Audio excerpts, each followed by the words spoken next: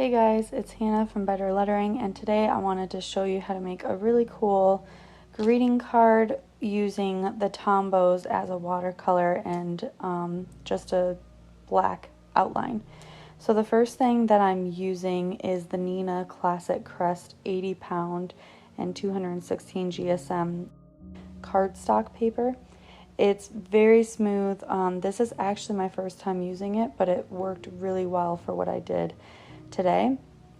I'm also going to be using Tombow dual brush pens as the watercolor for this, and the colors I used was number 515, which is light blue, number 243, which was mint, 873, which was coral, 623, which was purple sage, 723, which was pink, and 062, which was pale yellow. Aside from that, I also have the Sakura micron pens. I have the 01 and the 03 size. I have a water brush, and I have a Tombow 3B pencil, as well as a Tombow mono eraser. Now the first thing I did was just cut my paper and I folded it in half as a greeting card, and then I used washi tape, which you can also use masking tape for this, and I blocked off the centerpiece where I wanted to have my words. And now I decided to go with a spring theme for this just because the colors I picked were very spring-like, and I'm starting to get warm weather here, and so it just seemed right. And so I'm going to be drawing a bunch of tulips, and because I haven't done tulips that much, I decided sketching it out with pencil was going to be my best bet so I don't mess it up, but it's really whatever you're comfortable with. It's just an extra step. So I found tulips on Pinterest that I copied, as well as from a book that I have by Allie Coach, I think is her name. So basically you can just draw from whatever you know how, or you can get inspiration from online, and I sketched that out, and then I go over it in my Sakura micron pens. And what I do first is I use the 03 size, which is a little bit thicker, and I do all of my outlines with this. And then I go in with my Tombow mono eraser, and I'm going to erase all of my pencil lines that I had before. You just want to make sure that the ink is completely dry before you do this, or it will smudge your ink. And then I'm going to go back in with my size 01, and I'm just adding a bunch of details to my flowers, and really this is all up to personal preference. It's whatever you like the look of best. I personally like just a little bit more detail to mine, but it's really, like I said, whatever you want to do and how much time you have. So I'm just filling all of that in first, and these tend to dry pretty quick, so I was able to go in with my ink, like my Tombow ink, pretty soon after this.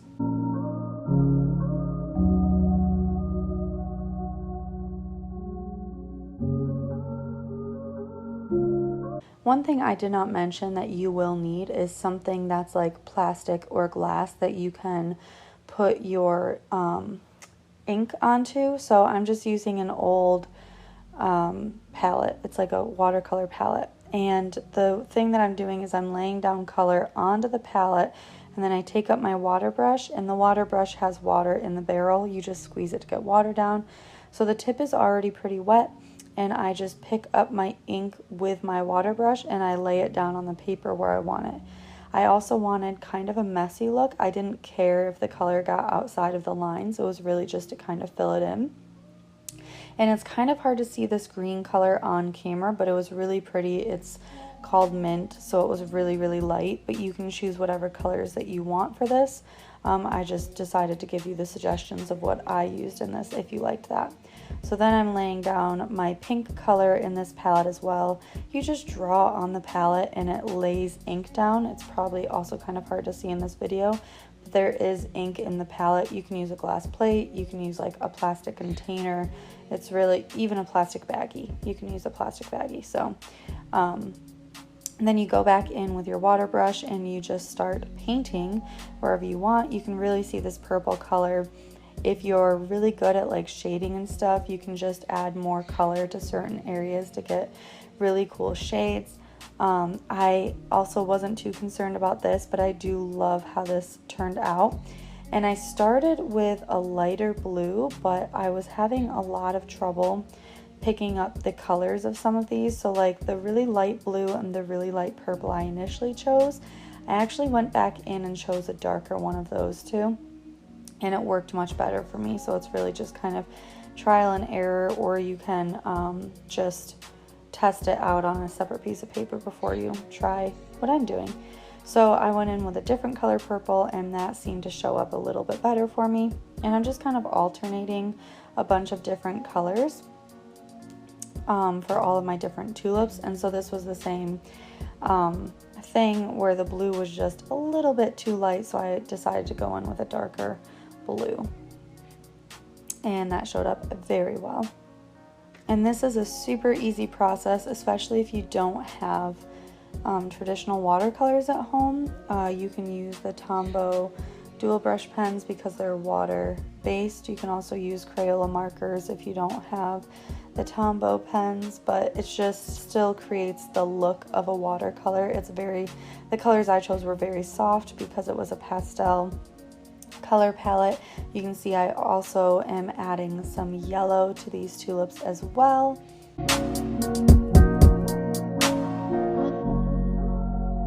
Alright, so I finished with the top half of this. You can kind of see it a little bit closer. I'm going to turn it upside down, and I'm literally going to do the same exact thing that I did now, just doing it to the bottom. So like I said, I do the pencil first, I fill it in with all of my ink, and then I'll go back in with the color, and that is that part of it.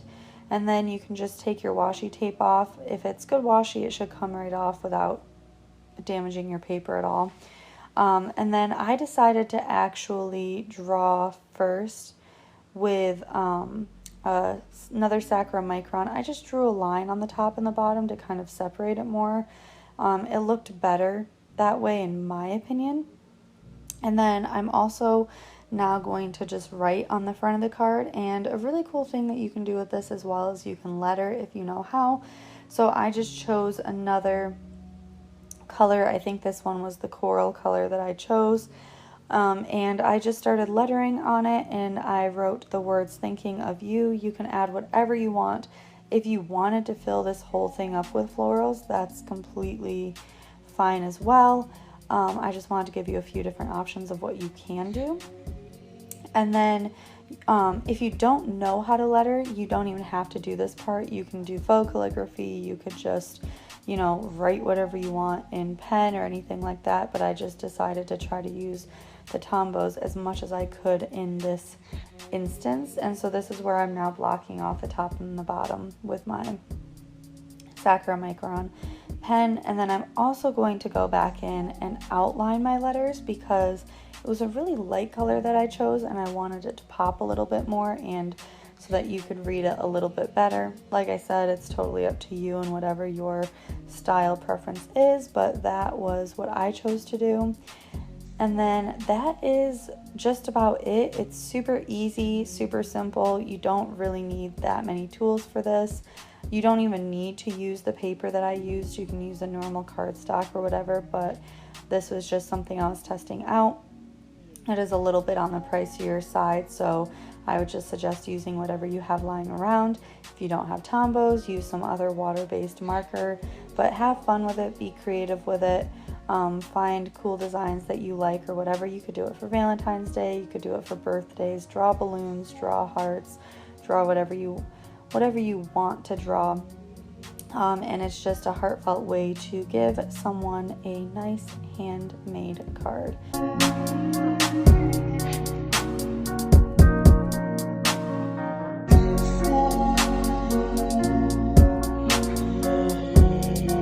So I hope you guys enjoyed watching this video. If you like it, give it a thumbs up.